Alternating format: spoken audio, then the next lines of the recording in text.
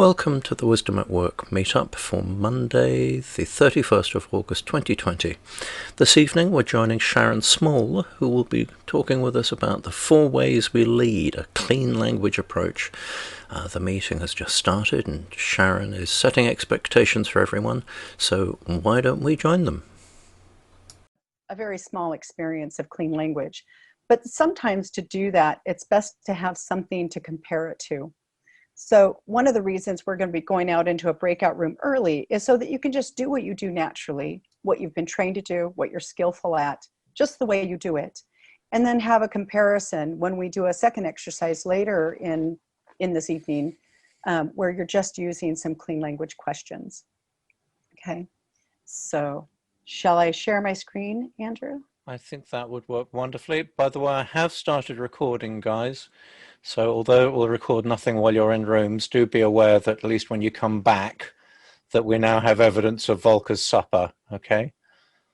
Yes, that's right. Good, over to you, Sharon. Okay, super. I'm assuming you guys can all see the screen, and I'm just gonna go ahead and play it. Super. So, so basically we're here this evening to look at 4 different ways that we lead in conversations, in coaching, in consulting, and kind of why this is important, and also what we can do to perhaps change some of this tendency, right? So this is about increasing clarity and understanding. So I know some of you have a little bit of knowledge of clean language and some may not know anything about it. And I always like to ask what you'd like to know before we begin. So if there's any, if you have any questions, let's just go ahead and you can unmute yourself or pop them in the chat. I'm going to pull my chat up on the other side of my screen. Is there anything you'd like to know before we begin?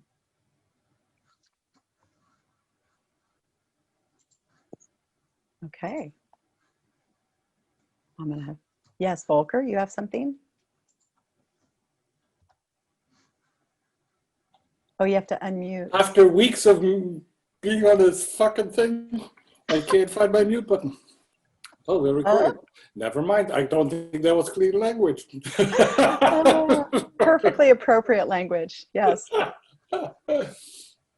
I'd be curious a little bit about sort of history and sort of historically, what was the impetus or what was the observation of what was happening in language that someone got the idea that there's a way of cleaning it up?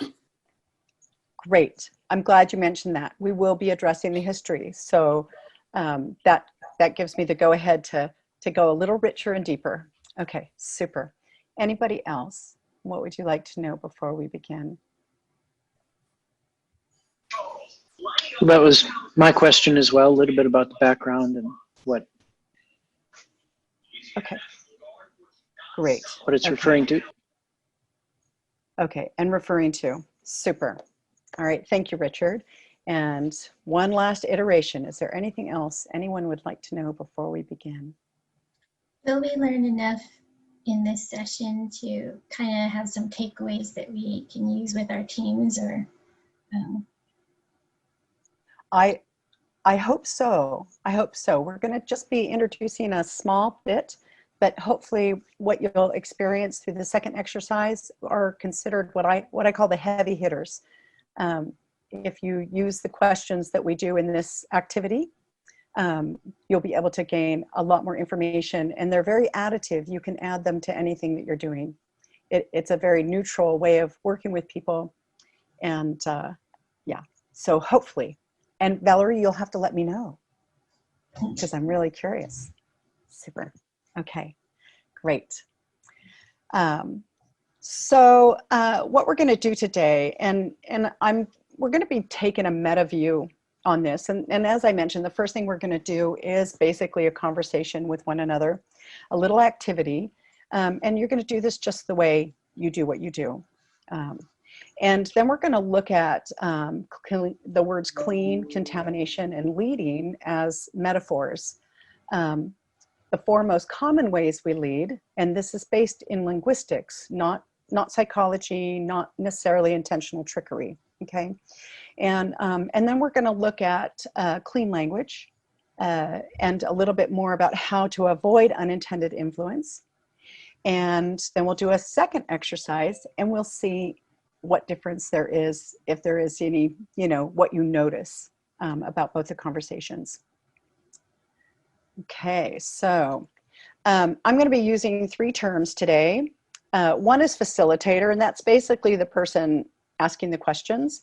The second is client. Respondent is a nicer word in some ways, but it's also longer. So client is easier. And that's going to be the person answering the questions. And then we're going to do our best to put you in 3s so that one of you gets to be an observer.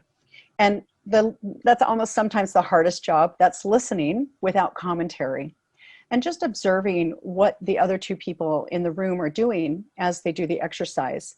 And then we'll be, each person will have a round to do the activity. So 3 people in a room, and the facilitator is going to ask the questions, client answers, observer listens, right? 1 round each, 3 minutes. Oh, wait, where am I going? Wrong direction. So what I'd like you all to think of is a small problem, just a small problem, something that's niggling at you, something that maybe isn't just the way you'd like it to be. And then the facilitator, I'd like you to respond with, you know, you can do it just normally how you do it, or you can even give suggestions or advice, you know, like people often do to you when you mention something that maybe isn't working at its best, and people like to tell you how to fix it and make it different. And then the observer, you'll listen without commentary. After 3 minutes, we will send you a message through the chat to just stop what you're doing and just continue the round with the next person. Okay, so everybody has a chance to be a facilitator, a client, and observer. So go ahead and you can take a screenshot of this, and I'll, oops, well, I can't do that now. I was gonna take a little snapshot and put it in the chat, but you guys know what's going on? What to do over the next like 9 minutes with each other? Yeah, okay. Good. Any questions? Okay, Should I, great. as an observer, take some notes for observations or so that I can bring it in later? You absolutely could. That'd be really great. Yeah, so if you'd like to as an observer, you may do that. We're just gonna do a short debrief afterwards about what you noticed as the observer, what your experience was as a facilitator, and what your experience was as a client. Okay, oh great, somebody already did a screenshot. Oh, you guys are great. Okay, so I am going to move you guys around on my screen. Good. I have 6 rooms ready with 3 people exactly in each, so the numbers are working out very well. Ooh, you guys are perfect. See? Yeah. You came prepared. Okay, so we're gonna pop you in a breakout room, and we'll alert you when it's time to switch people. Do your rounds, and then we'll come back and we'll just talk about what happened. Okay? Very good. If you're all ready, I'm going to open the rooms. Look out for your invite. And remember, when you leave the room, don't leave the meeting, just leave the room. Okay? Right, the rooms are opening.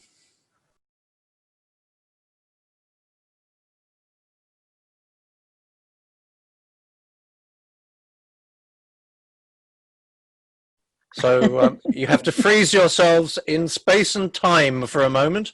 Ah, good. We're all back. Okay. Okay. So just for those of you joining us at the last second, I was supposed to give you another 3 minutes and I broke you out. So take a deep breath and you're going back in for your last 3 minutes. There you go. There's only 2 of us, so how do we do this? You will have to improvise. I'm sorry, your third was on a cell phone and couldn't make it work. Okay, and then we have a question because both of us came in a little late. I apologize, but the term facilitator doesn't make sense to us because you have a client. The client has a problem.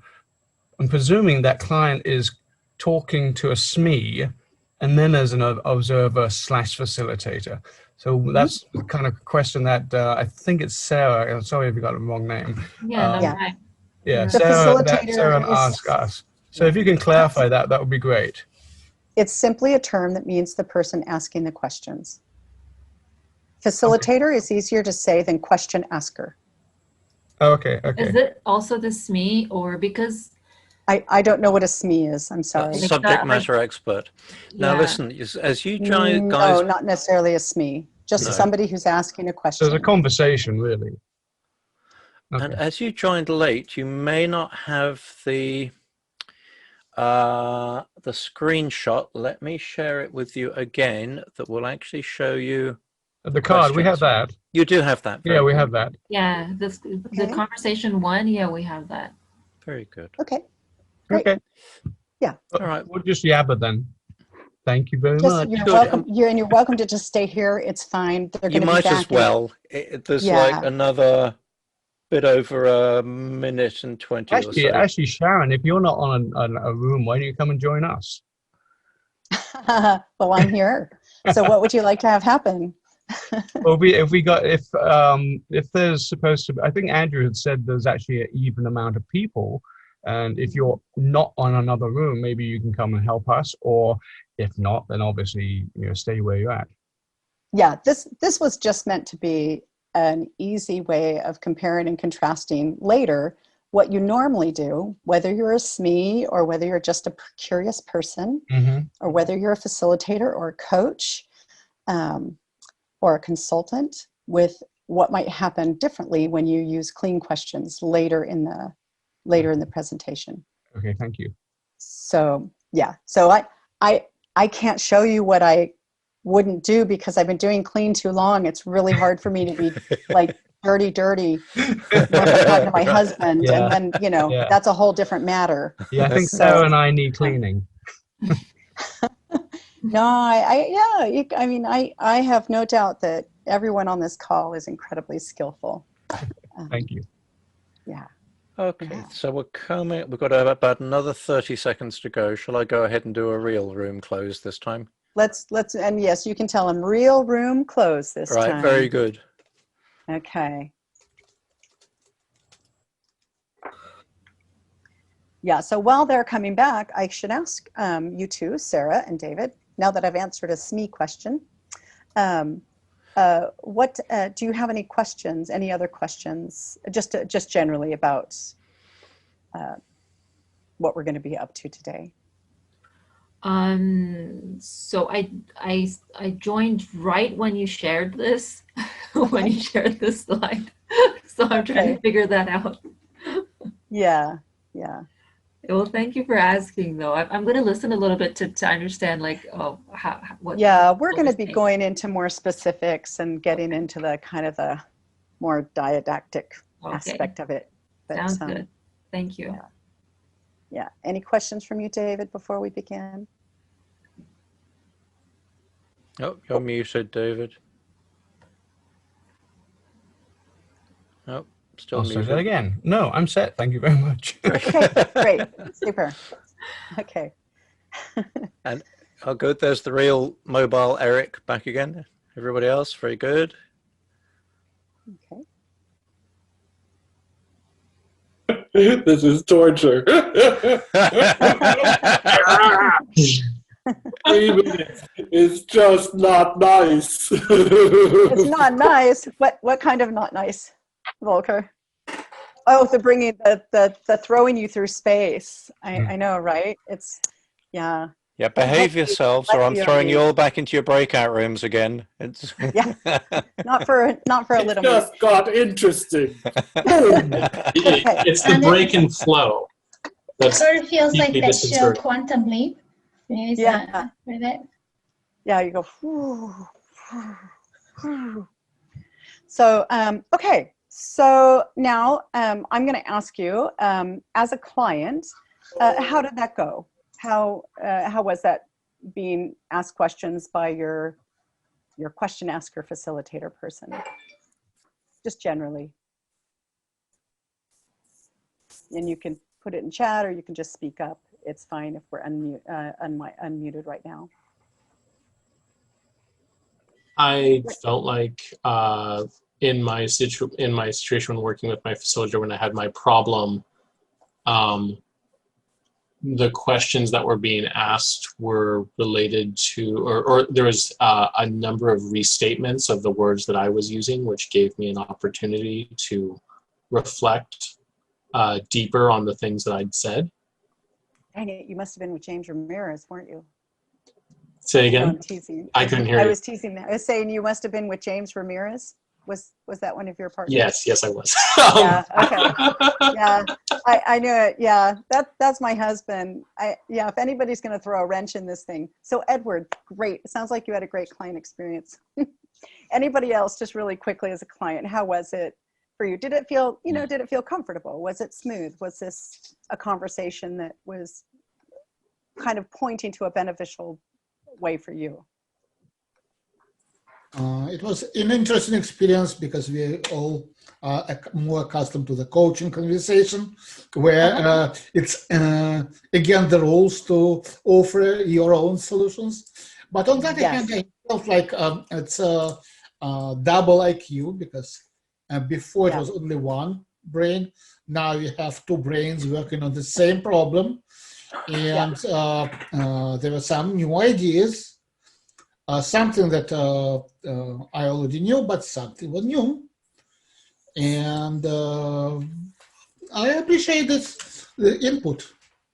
Okay, great. So coaching, and where usually people are kind of helping you with solutions, and you appreciated the input, like having more than one idea in the room. Okay, great. And then let's move to the observer. Just one or two of you pop in and tell me your experience as an observer when you were watching this. Yeah, Edward? I observed that in the conversation with the facilitator and the client, the facilitator had some assumptions about the hierarchy of the problem. When there was introduced another individual where there was a point of conflict, there was an assumption that that conflict needed to be resolved. Okay, great. Good to notice. Anybody else notice? Yeah, it was difficult for me to keep quiet. I wanted to speak.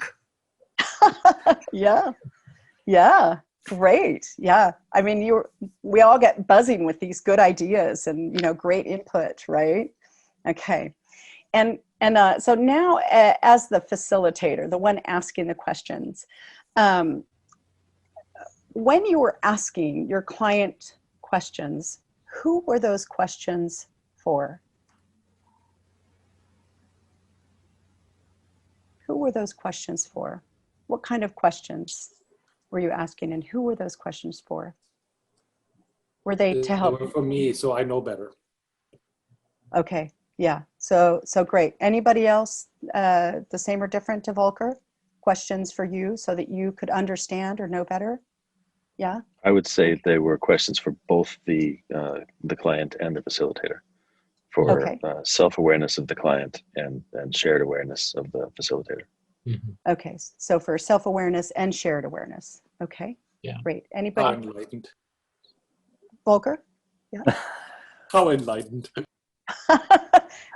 Anybody different? Edward?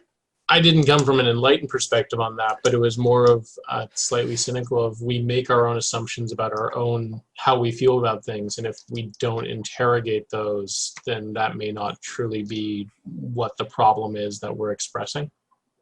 And so giving them an opportunity to restate it and to be able to focus on just certain words they use, but only using the words that they're using.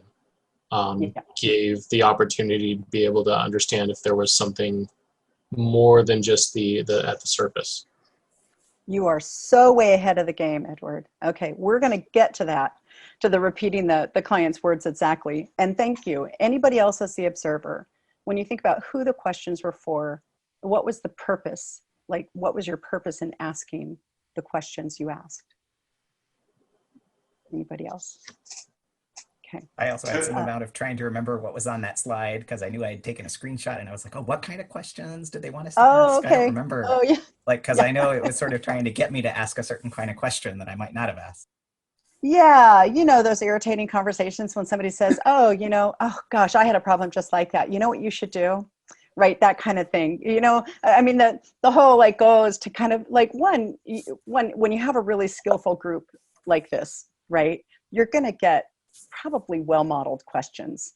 So they're not going to be nearly as offensive as when you get somebody who doesn't know anything really about paying attention to somebody else. So we have to remember, like, our baseline's really high here, okay? And so thank you, Logan. How did you do? I mean, I definitely made sure to say, have you tried at least once? So, because that was what I remember. Great, okay. Good. I feel like, yeah, I don't know. I felt like I asked more like kind of yes or no questions that are the ones I would ask if I was trying to solve the problem. So, okay, you know. Great. Oh, and that's a really good to notice. The ones that you would ask yourself, for example, if you were going to solve a problem. Okay, so we're going to pop back into slide land. And let me see if I can. I have something, I think my keynote is still on. So let me, it's like a two-step process here.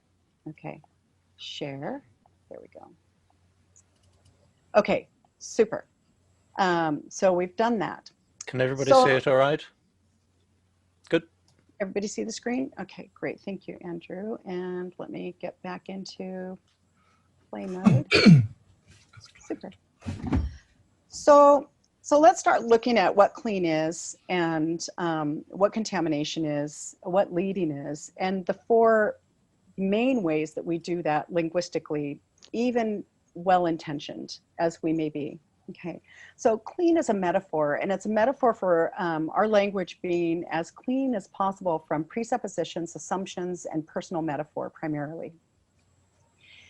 And so what is contamination? Maybe some of you can like pop in here and just give me, if you were to say what contamination is to somebody, how would you describe it? Maybe you can just throw it in the chat.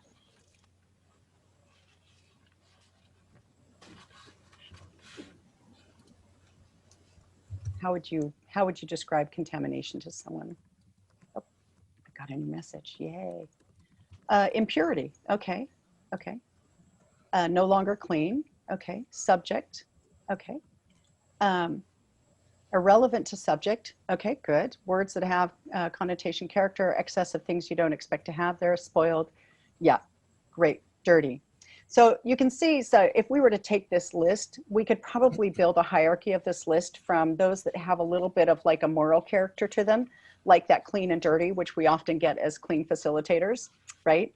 But some of you are spot on. Contamination, and I learned this in the nuclear world, is simply something that isn't where it's meant to be.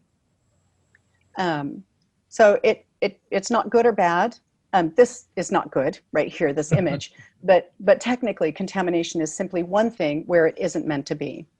And in the world of clean language, that's your presuppositions, your assumptions, your personal metaphors in your client's frame of the world, okay? So what about leading? How would you describe leading to somebody? You can just throw it in there. Throw it in the chat.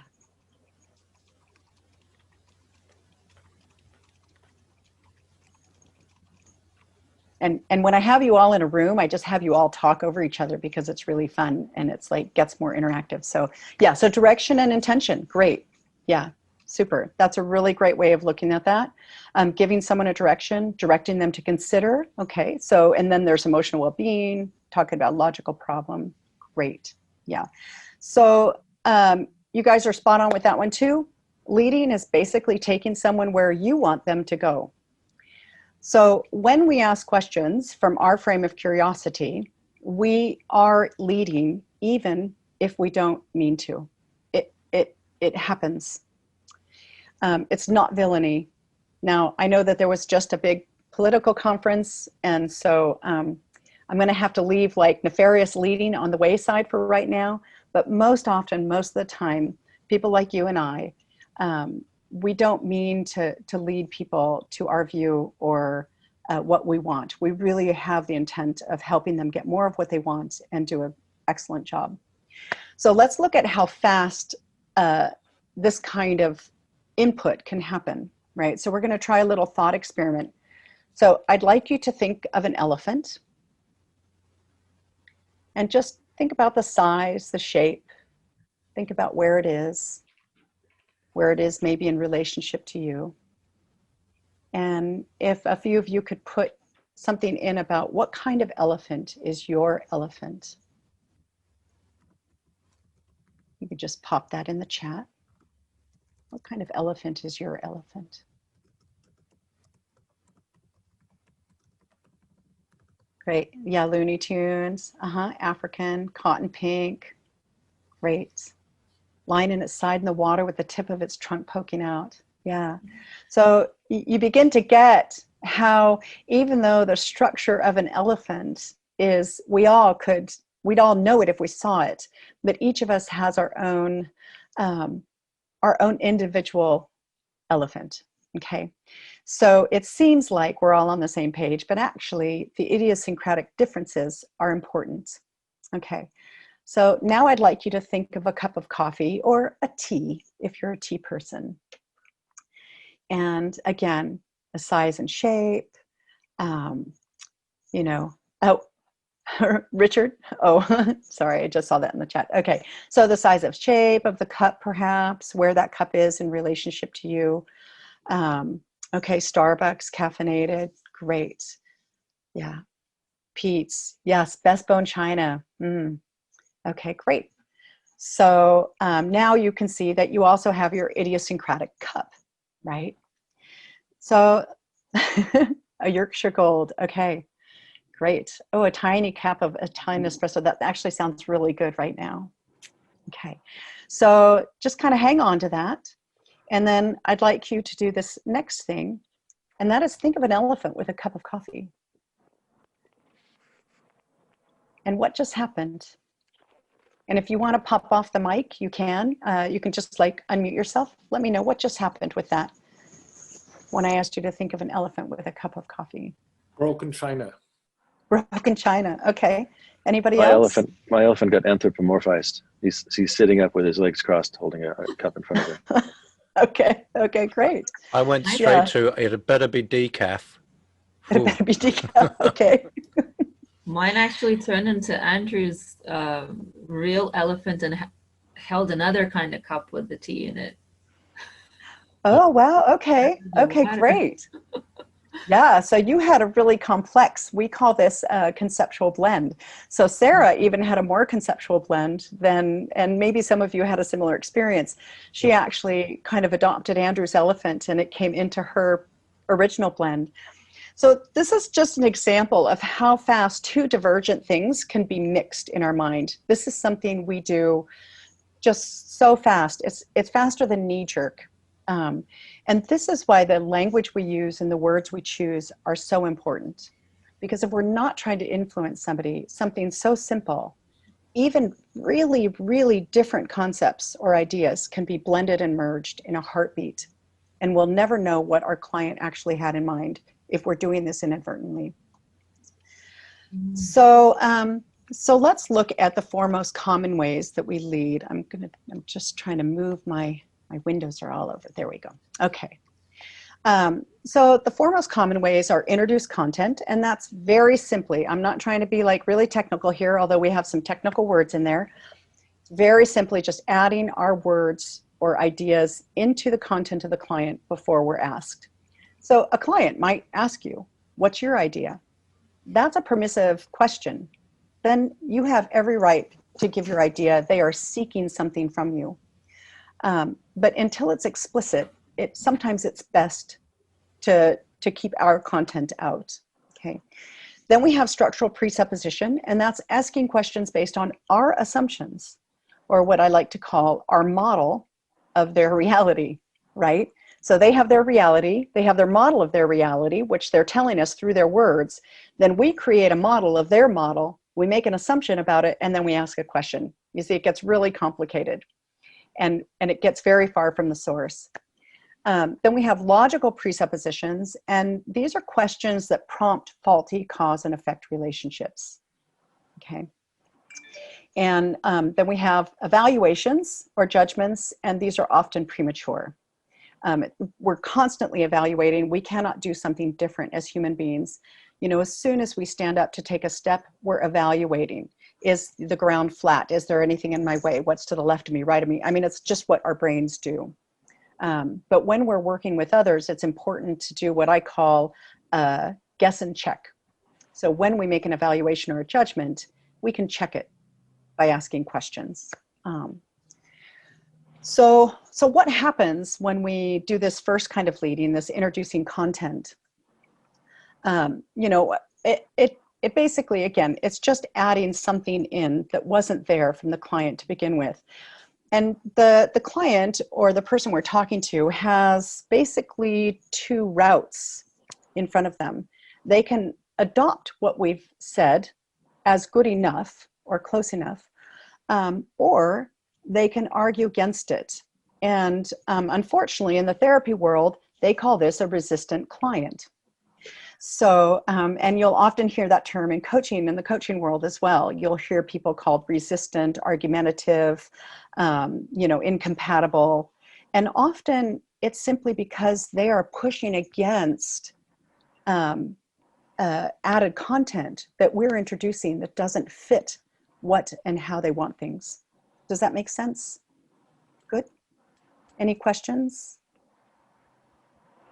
Okay. So can you say roughly how often that is the case? How often we introduce our own content? How often that's the root of the resistance?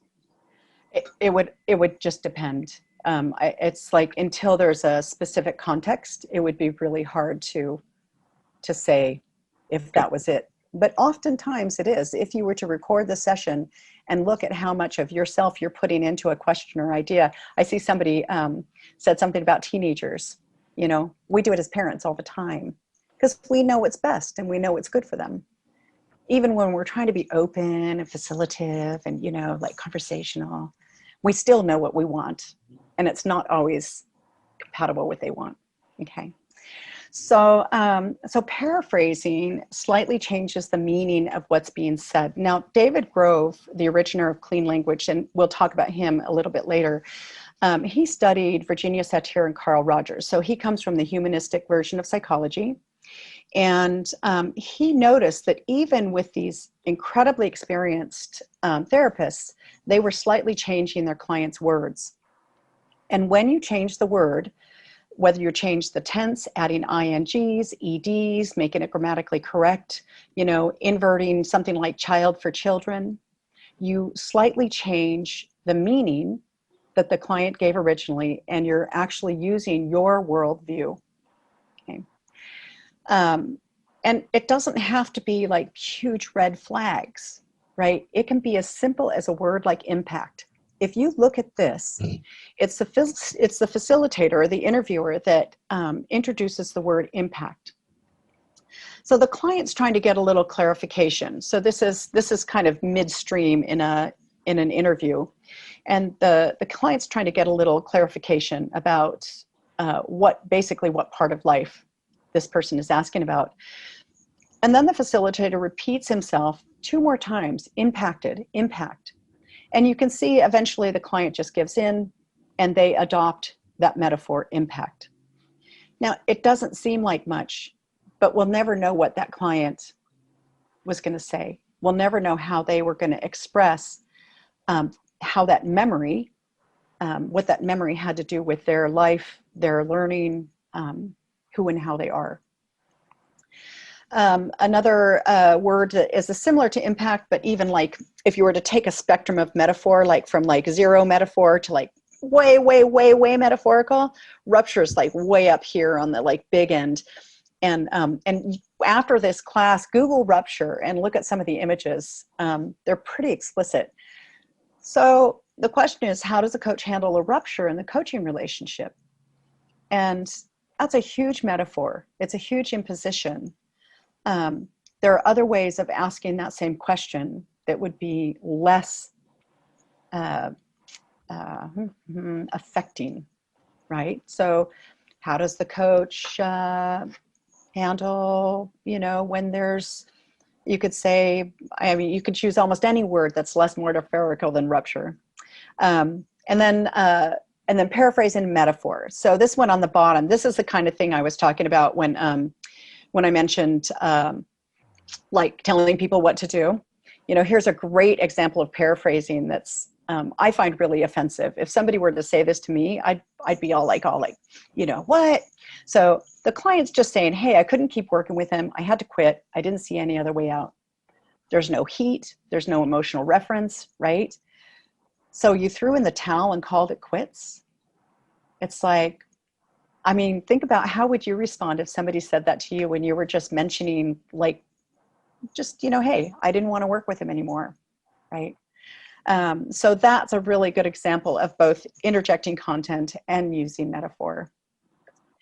And when I say metaphor, I'm including simile, analogy, basically anything that is one term used for another. So we're using a really broad description of metaphor, not necessarily grammatically correct metaphors. So it can be a like, it can be a description of. And this comes from Mark Johnson and George Lakoff in Metaphors We Live By. So if you were wondering if impact is a metaphor, this is how we know what impact means.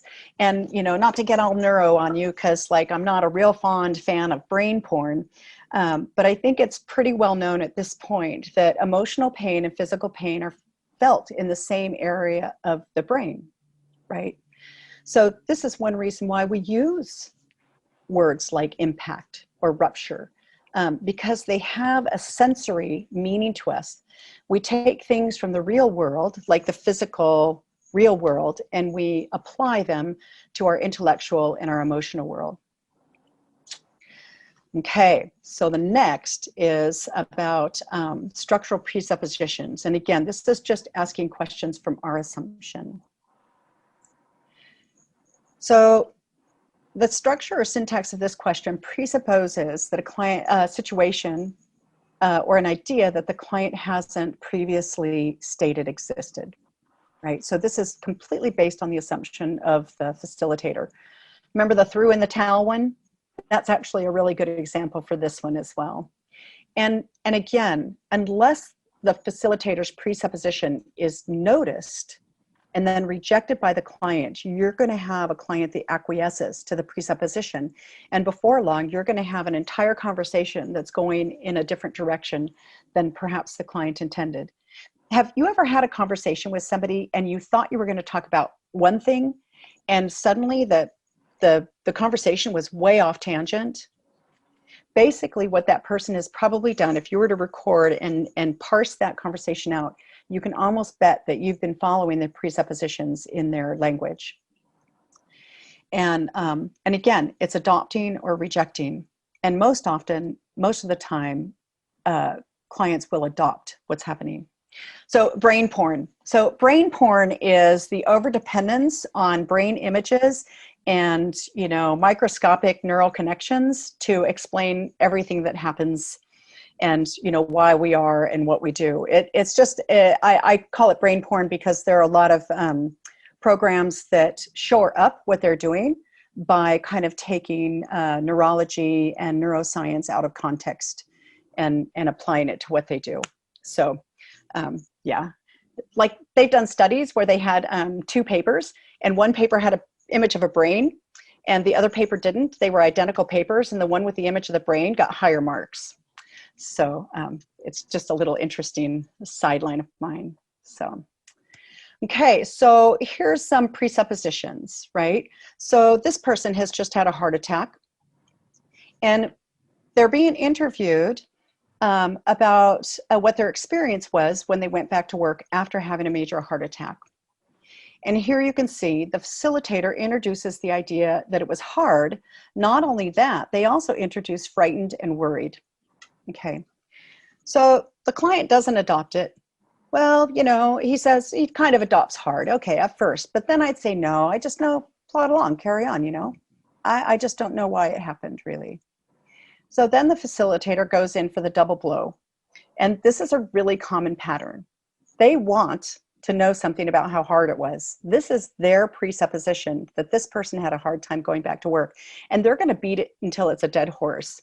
And usually what happens is you have exactly what happened here. The client acquiesces and says, oh yeah, I guess it was hard. And then they go into the problematic issues of going back to work, rather than just asking this person, you know, how was it when you went back to work after having a major heart attack? What happened, right? So this is an example. So now we move on to prompting faulty cause and effect relationships. And this is really tricky, and I wish I was better at this, like noticing.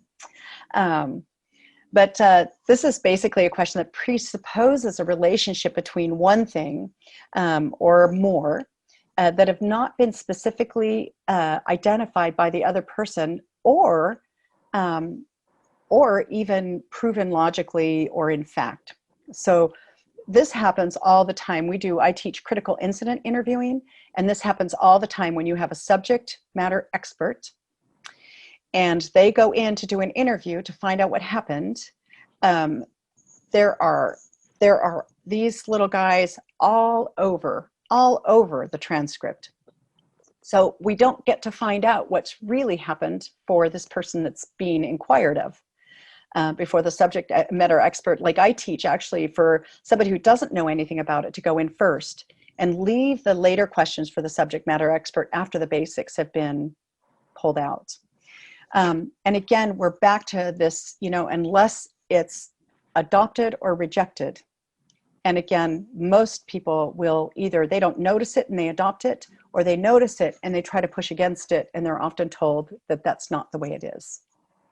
Okay. So, yeah. So again, we're kind of back to the same thing, adopt or reject. But in order to reject something, you have to notice it, right? And again, these aren't huge red flags. These are really simple conversational style questions.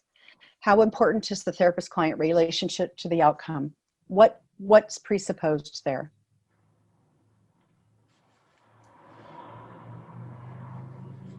That it is important to some degree. That it is important. Great. Okay. And this, we're not talking about little t's and big T's of truth. We're just talking about the linguistics and the language. So exactly, it may be important. We don't know, but that is a presupposed relationship between the importance and the relationship. It also presupposes that there is a relationship between a therapist and a client. And that really depends on how you would describe a relationship, right? Okay. So how about this one? How does working with others who have less experience than you affect your work? What's presupposed there? Pop on in. You work with people with less experience. Yeah. Their level of experience. Yeah. Yeah. And that somehow that would affect, that it would affect the work. Mm-hmm. Yeah. And there's a, go ahead. Yeah. I thought it sounds like a clean question. It doesn't put anything in your mind. You're just asking a clean question. Well, it does presuppose that working with somebody with less experience than you will affect your work one way or the other. There's a little lean towards, and we're looking at tone and emphasis, you know. Oh, and how does working with others who have less experience than you affect your work? So now they've got to think about who's less experienced than them. They've got to think about how it's affected their work, how their work was before this person came to work there, and how it is now, and the difference between it. You see, there's a lot of complexity in this question, but it's not a bad question at all. It just has a presupposition. It presupposes the relationship between the quality of their work and the people who are less experienced. Great. And yeah, so did he leave soon after the manager was assigned, right? So what about that one? What is that? There's a little relationship. Is that a leading question? These all have a leading. These are all leading questions in their own, not terribly leading, some of them, but like this one, you know, did he leave soon after the manager was assigned? It does tend to make one think that there is a relationship between him leaving and the new manager. Mm-hmm. And the fact that, you know, most people quit because they don't get along with their manager. So that's part of the lure. And now you get invited to beat up the manager because it was so unbearable. Yes, yes, exactly. And this can be asked, and it can be asked in 2 questions. When did he leave? And when was the manager assigned? And then the question, if you want to do it cleanly, is you could ask the person, you know, in your estimation, was there a relationship between him leaving and the assignment of the new manager? So it gives the person the lateral to say, no, I don't think there was. And that's a very important thing, to be able to say no to a person's questions. Okay, so premature evaluation. And in this case too, I mean, I think the subtlety is it may affect it, but really he left because the wife needed to move to New York and the real reason was something completely different. And yeah, they didn't get along, but it didn't really matter that much. Yes, that's right. So then you can miss those finer lines of complexity that might be involved in that. Yeah, exactly. Okay. So that last question that you asked, isn't that still leading? Because you're even if you went down that path, that third question, you're saying, do you think this caused this? But you could still lead them rather than maybe saying, do you think the 2 events are associated? Yeah, so part of the difference is inadvertently leading because you're not aware that your question has this entailment, or directing their attention and making like what I asked them in your estimation. So I'm asking them in their opinion, and I'm asking them to point their attention. So being clean doesn't mean not directing attention.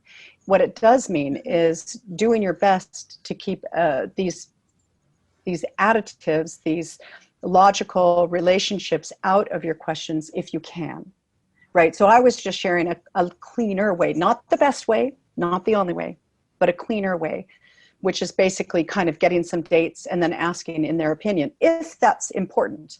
So we're going to get on to purpose here once we're done with evaluation, because a lot of what we do and don't do depends on our purpose, why we're with our clients, what we're doing there, what our, you know, contracted relationship with them is. Okay. So I like to call it premature evaluation, because evaluations and judgment will happen no matter what. And this is when a facilitator introduces a view or evaluation or raises a doubt or objection about something said by the client. And this is, you'll hear this simple phrases like, oh, are you sure? Are you sure there were 12? Can you be really positive? So like in police interviews, you know, like in the movies, right? You'll see them like second guessing. And pretty soon the interviewee's like, oh, I don't know, you know, maybe it was brown hair. Or so it's just a little bit of a push. And what it can do is it can undermine the client's own opinions or confidence in the value of their own experience, and make them more susceptible to future leading. So if you're, and Sarah, I'm so glad you introduced me to the term SME, because if you're a SME, this is a really easy one to do, not maliciously by any means, but there's a little guess and check that needs to happen with the client or the person you're talking to before you let your expertise lead you completely. There is a place for your expertise. It just may not be right in the beginning of the conversation, right? And, oh, glad. Okay, thanks. Thanks, Joe. Yeah, a subject matter expert. Super. So here's a little, just a little ditty. This guy is an advisor for interns, post-medical student interns. And he's being interviewed basically, and the guy's saying, you know, tell me a little bit about what you do. So he says, I'm an advisor. I sit down with them, make an educational plan, and then the facilitator asks, how many interns do you have, right? And the guy says about 60. So here's the premature evaluation. 60. Are you able to have a relationship with so many? Now, the only reason this is leading is because this person here, the client, never mentioned that he has a relationship with these interns. We don't even know if he meets with them face to face. They could send him his information and he could just simply do an educational plan and never even talk to this person. So it's not bad. You can see it's not a terrible thing, but it is a judgment. It is a premature evaluation about what's happening between this advisor and the interns that he's working with. Okay, so just rude in a certain context. Tell me about that, David.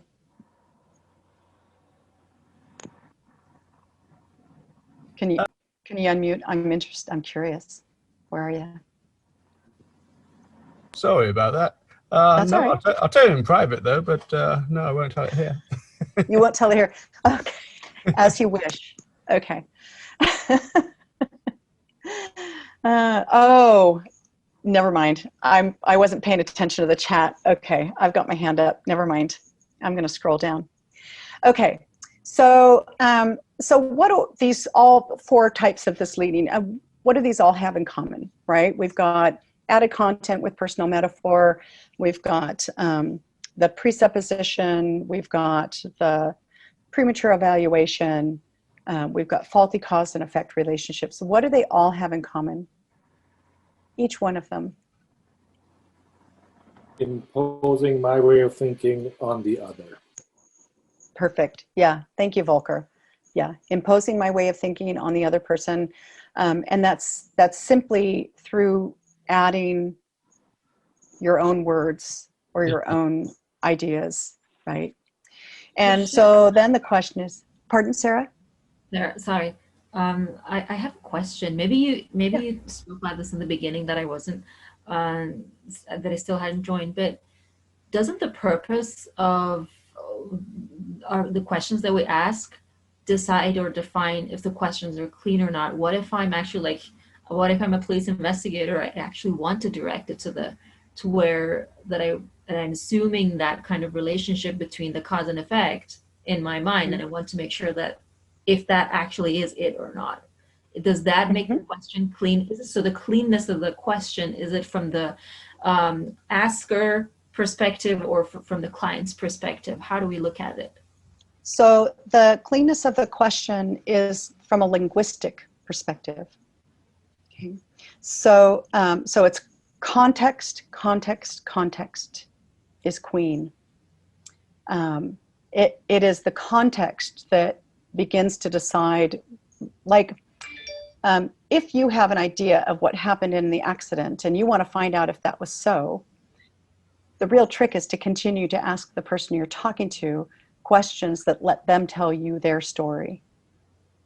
If you're asking about your assumption to make sure your assumption is correct, you can actually, we have a clean question that you can use, and I'll show you that in a minute, that might make it a little easier. And I'm going to ask James Ramirez if you'd pop in here for a second, and because that's a really great question that Sarah has. Can you pop in and address that? You reword that question. You were sleeping. So she was saying that does the intent, I know him, does the intent of the question make it clean or not clean? And Sarah, would you mind just go ahead and repeat for James, because I think this is an important point. Sure. So I'm assuming that there is an intent, like there is a reason for us that we're discussing clean conversation, right? So are we looking at it from an ethical perspective? Are we looking at it from a scientific perspective? Because if my intent is to drive this conversation to a point where I want to see if this assumption is true or false, and I'm phrasing the question in a way to give me that answer, does that still make it clean or not clean? Because so is it from the perspective of the client or the perspective of the facilitator or the asker that makes it clean or dirty, muddy? I think you can still be clean, but your intent may be different. The example is if I'm doing an interrogation, I can still be clean, but I'm driving a specific result from it. if I'm doing investigations, like I do investigations for major events, and our objective is to use clean questions as much as possible to obtain as much data from the event. So there is an intent to obtain data from the event. In a therapeutic perspective, the intent is to be able to hear what the client wants to have happen. So it's a development of the situation. So, yeah. And part of your, and James, correct me if I'm wrong, but part of your gaining information from the person you're interviewing isn't to check your own assumptions as much as to get as much as you can from that person. And then you can go back and later check your assumptions. And we're going to get to that question. So Sarah, remind me when we get to the clean questions, because I want to show you how that one works. Okay? Super. Sure. Okay, great. So another thing about staying clean is, so this is kind of how we do things, right? So first, know your purpose, right? If your purpose, if you're going in as a consultant, part of the agreement is you're going to be telling your client actions to take, right? So knowing your purpose will help you from being a roadside like this and jumping all over the place. We see this a lot in therapy and coaching where they believe their purpose is one thing, but actually the client has asked for something else and they end up all over the map. The other thing is hone your skills. Asking questions, being a good interviewer, being a good facilitator, being a good coach, it takes a lot of skill, and being clean does not come overnight. It's like an inner and outer journey at the same time. These are simple questions, but they take a lot of practice. And there's all aspects of delivery that have an effect, you know, the tone, pacing. This is about, you know, repeating things accurately, listening accurately. It's amazing. This is a skill you can develop, and you don't have to develop with human beings. You can develop it by listening to audio cassette tapes, anything that's recorded that you can go back and check. You can listen, see how much you can repeat back. That's exactly what you heard. And then you can go back and check yourself. And you know, and I can tell you, having done this for years, I still put my foot in my mouth. I still repeat back things that are just like a little off. And it happens. It just happens so fast because most of the time, I'm just talking conversationally like I am with you guys. Like I'm not trying to be, you know, the king of clean, the totally clean here, because it's hard to teach and be completely clean. But that listening accurately will help a lot. That will be we call it parrot phrasing versus paraphrasing. And then learning your clean questions. And the clean questions are very simple. There's not a lot of them. We have classically clean, which I'm going to introduce to you today. And then what I think most of you would find really curious and interesting are what we call contextually clean questions. And these, I think a lot of you are asking, you know, are thinking about that, like, how do I ask a question that's clean in the context I'm working in? And that's a whole different level skill. So first, the classically clean ones. So what are they, right? So the clean questions have been designed to just introduce form, space, and time. The little dots just reflect the client's words. Oh, so what kind of bicycle is that? You know, is there anything else about that kind of bicycle? You know, where is, whereabouts? Does that bicycle have a size and shape? Oh, and when you got that bicycle, then what happens? You know? Or when that chain broke, what happened next? What happens just before? Where could X come from? This is an origination question. That's like what is a question specifically designed to help elicit metaphor from your clients. So if you really want to, if you're doing coaching particularly, this is a really good one. If you want to find out what something is like for them, that's, you know, that's a boss standing behind you, looking at your screen, not leaving you alone, and that's like what? And you might get a little metaphor. And I like to say things are easier to change than ideas. Like if you have a tire is easier to change than just an idea or a concept. And then, Sarah, the question for you is, when X, what happens to Y? You know, oh, and when, you know, you tripped on the ladder. What happened to the box just to the right? So the when X, what happens to Y will help you build relationships. It will help you confirm or counter, you know, cause and effect relationships that you may think. And I'm not saying that what they're going to tell you is the truth with a big T. People can only share what they know and what they experience. But that's a great question. When X, what happens to Y? Okay. So why are questions clean? There are a few reasons. They make maximum use of a client's terminology. They conform to the presuppositions of a client's metaphor. They only introduce form, space, and time. And in clean, we also use nonverbals that are congruent with the client's own nonverbals. So rather than pointing to ourselves, we point in and around, you know, to and around the client. Most importantly, they make questions that are easy to answer. David Grove used to say, you know, people are complex enough. We don't need to ask complex questions. What we need is to ask questions that people can answer and that we can build on, that build trust and rapport, that keep us from adding leading or heavy content, you know, and help us stay out of things like confirmation bias. Clean and open are not the same things. You can have clean and open, clean and closed, not clean and open, and not clean and closed. And if you look at this one down here, they did a study where they showed people a small video clip and they asked them two questions. Did you see a broken headlight or did you see the broken headlight? The people who were asked, did you see the broken headlight, had a 60% higher response for saying yes. There was no broken headlight in the clip. So one word, the exchange from an A to a the, can make a big difference. And we have a different purpose than many other methodologies. Our greatest purpose is to give the person we're talking to the possibility to answer questions from their own frame of reference and experience. That is our primary intent by being clean. So I know you guys were asking about the history, and I've mentioned David a couple times. He was from Maori descent. He came from an oral tradition, and he grew up in the longhouse, going to the longhouse where ancestors lived in places, and stories were how they kept their history alive. So the idea that people used metaphor and symbolic language to describe their experience wasn't new to him.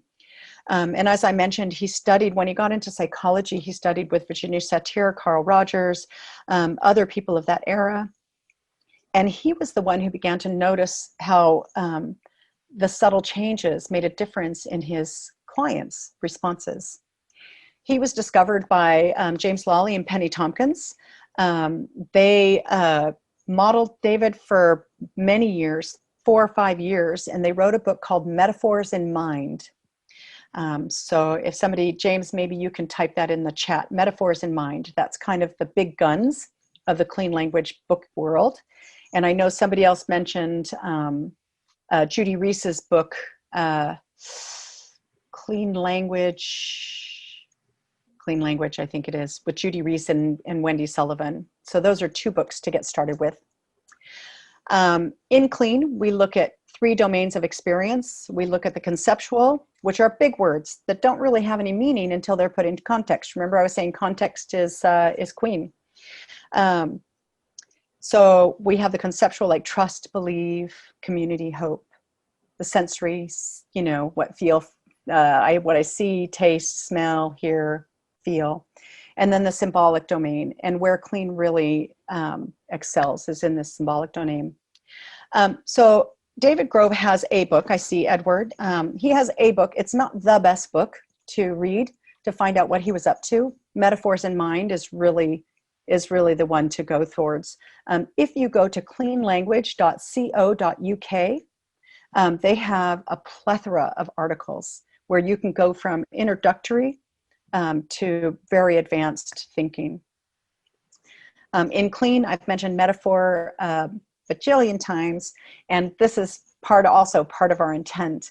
And that is because metaphors have a fundamental aspect to how we think. how we make sense, how we reason. Okay, so how are we doing on time, Andrew? I know I've gone a little over. No, that's fine. I mean, usually I sort of call time after sort of 90 minutes after we got started. Okay. That would be at 8 o'clock. It's 10 to right now. And then I'm very happy to have it after hours if people want to remain online. So if anybody absolutely must jump off bang at 8 o'clock, then we should be aware of that. Okay. Okay. So are you guys up for another activity? I know I've been talking at you a lot, and this is normally something I do in a longer period of time with much more interaction. So I appreciate your patience and listening. So before we do this activity, I guess I should ask, let's go ahead and anybody have any questions at this point? You can go ahead and put it in the chat or unmute. I have a question. Yes. So when you spoke about, I just forgot my question. What was it?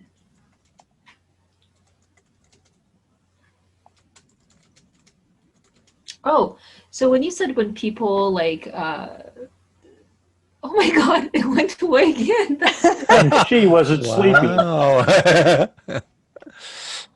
So the question is, do people make up things? Oh, the broken thing, the broken sign or something. You said 60% more people started to see that. Does that mean that people make things in their mind and they think they saw it, or what? What happens there? Because there's a lot of content over there, and I have a zillion questions, but this one is like, yeah, they do, and that is part of the incredible danger of leading. Is so like, yeah. Oh my, yeah. Their memory is not fixed. Memory will change. And I mean, we saw that really briefly in that whole elephant thing, how quickly it can be affected. So that's another, probably the most important reason, is that, yeah, we can change people's memories if we're not careful. I have a question. Yeah. So as you're asking, like if you're a facilitator and you're asking a question, you're trying not to lead, I would imagine that sometimes people make statements, but they don't think about them deeply, that there may be knee-jerk reactions or something. So you kind of leave them hanging a little bit, and sometimes when you do, they search, they struggle, and maybe they find something. But if you see that they're struggling, are there techniques in clean language where you come at it from a different way, or do you just kind of move on, or kind of, what's your experience with that? So it depends. One great question when somebody is kind of lingering is just to ask it, is there anything else about, and then mention a couple words of what they said and let them. In a facilitation, for example, the kind of facilitation I do, or even an interview, I might just move on and I'd note it and then come back later. Because sometimes people just need time for the information to formulate. So sometimes it's a question they can't answer right away. And if you've been clean, you can be pretty sure when you backtrack, you haven't influenced what that remembering might have been. A quick question. And, yeah. Oh, sorry. No, I didn't mean to interrupt. No, that's all right. Thank you. Valerie, was that sufficient for right now? Okay. Yeah. And Edward? Yeah. I'm wondering if in work that you've done with clients, if you've seen a spectrum between people that treat words exactly as they are defined, as you would find in the dictionary, versus people that find that words are contextual. And if there are different ways that you interact with someone that defines things exactly as they are in the dictionary versus people that find them contextual, if there's an additional strategy that you use. Yep. Nope. I just stay clean. I let them manage their definition, and I just stay clean. Yeah. Yeah. Yeah. And what that does is that lets them have their meaning. And when you ask questions like what kind of or anything else, you'll usually get the information that will help you understand more about what they the wonderful thing is you don't even have to be like, you don't even have to know the word, and you can still facilitate cleanly.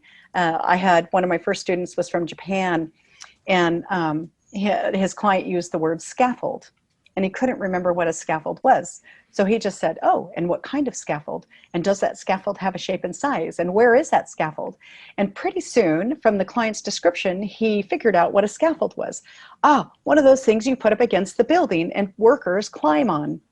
But it was through his not recognizing the word that he just kept asking clean questions and modeling it out. So let's take just one more if there's a burning question, and then let's get to the second exercise, because you're going to ask some clean questions. But I know that there are some people who may have to jump on exactly on the hour, so let's make sure that we do. Edward, you actually asked another question much earlier. How do you... How do you do the above example for people with aphantasia? Did that get covered for you, or do you want to recontextualize? No, I am curious. When you're presenting this, or when you're working with people that are not able to imagine, or they're not able to be able to pull images in their head because they have that particular, they're from that neurodivergent class and they have aphantasia, how do you present that kind of exercise? I just present the exercise as I present it. And if somebody says, I can't imagine it, I might ask them, and when you can't imagine it, what can you do? How could this exercise work for you? And I let them make that determination. So we use a lot of visuals, but actually it can be auditory, it can be sensory, it can be olfactory, it can be however the person wants to describe their experience. So, okay. Well, I've got rooms ready. Sarah and David, I actually moved you to different rooms simply because we lost a couple of people, and it will balance the numbers a bit better, just so that you don't get freaked out by suddenly showing up with different people. Okay, so we're going to do the same thing. We're going to have 3 people, 3-minute round each, but we're going to do something a little different. 2 rules of thumb. Only ask clean questions and only use your client's words, okay? Only use the client's words, only use these 3 clean questions. And I'm going to give you the questions to ask, okay? So it sounds easy, but I want the observer to pay attention, okay? So basically it's going to be the same exercise. The client is going to just state something a little problematic, something that's been irritating, or, you know, they haven't been getting done, something like that. And this is the first question. So Andrew, would you like to model this with me really quickly? Do you have a little bit of a, okay. Sure. Great. So. I'll client, yeah? Yes, you can be the client. So what's happening now, Andrew? I'm a little bit worried about getting supper cooked on time. Okay. And when you're a little worried about getting supper cooked on time, what would you like to have happen? I'd like to be certain that my wife is going to get her food inside the time frame when she's not actually teaching. Mm. And is there anything else about your wife getting her food in the time she's? Yeah, she takes her job very seriously, so she wants to always make sure that she's got high energy levels, plenty of blood sugar, so that she can actually be there with her students rather than worrying about herself. So, you know, I want to support her in that. Okay. And where is the food? It's just in the kitchen. I need to spend a few minutes just, you know, deciding what to throw into a pan. Oh, okay. Okay, great. And what kind of food is in the kitchen? We've got a mix of pre-delivered stuff and some stuff to actually get some flavor and protein into it. So there's some lovely salads. Yeah. Anything else about that flavor and protein and the lovely salad? Yes, well, she's almost a vegetarian and I'm almost not. So that's why it takes a few months of consideration.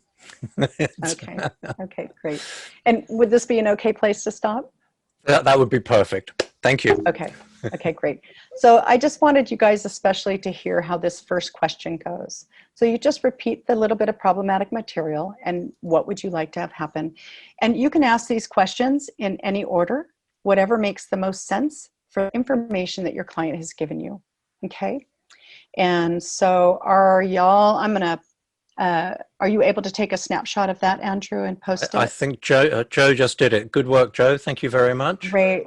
Thank you, Joe. I really appreciate that, you guys.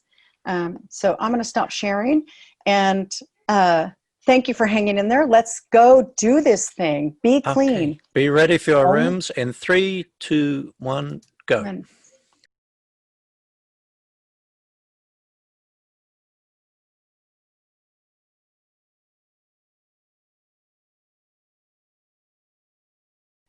Hi.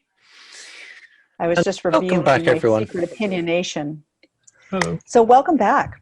So yeah, so let's just take a couple minutes and look at that as a client. Let's start with a client. As a client, how was that?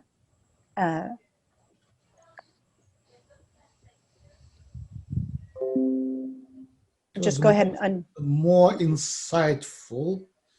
Okay. And I, as a client, I had to do more thinking. Ah, okay. The previous situation when somebody was doing thinking for me. Great. Thank you, Sasha. Anybody the same or different? Logan? It slowed the pace down. It slowed the pace down. Great. Okay. And what happened when it slowed the pace down? Then what happened for you as a client? I was like a little more likely to use feelings words and also just to say more. And I don't know how much of that was that the facilitator was sort of looking at the screenshot of questions to pick a question, or whether it was just that just the Okay. space. But Yeah.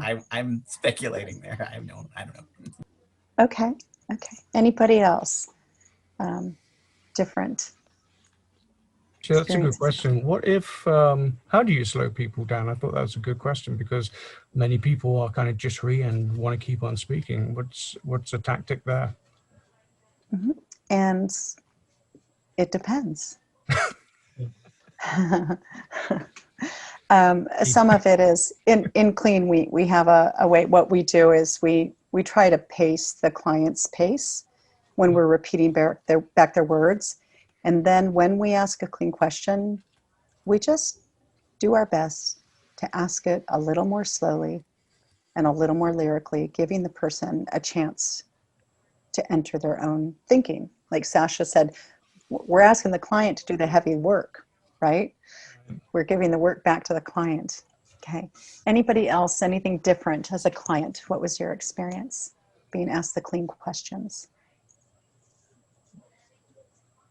Easier than usual.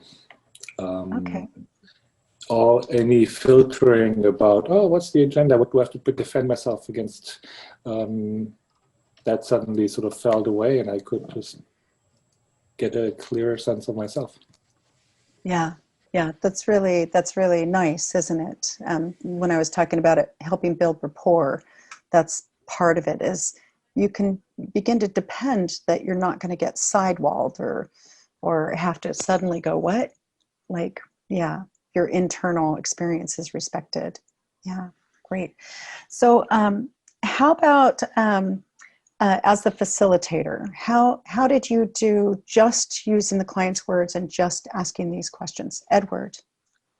I noticed, and I was laughing at myself throughout it, that I was looking for just a morsel of talking about the emotional impact or something else about how this problem made, and there was nothing there, and so I couldn't use those words and I couldn't talk about that.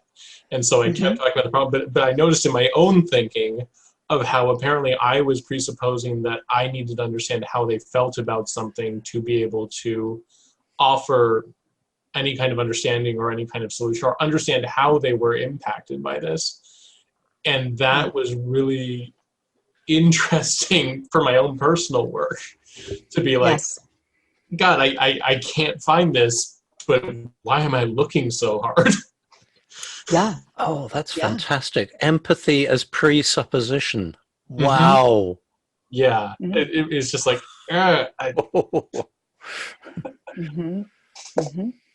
Great. Anybody else? That's delicious. Super.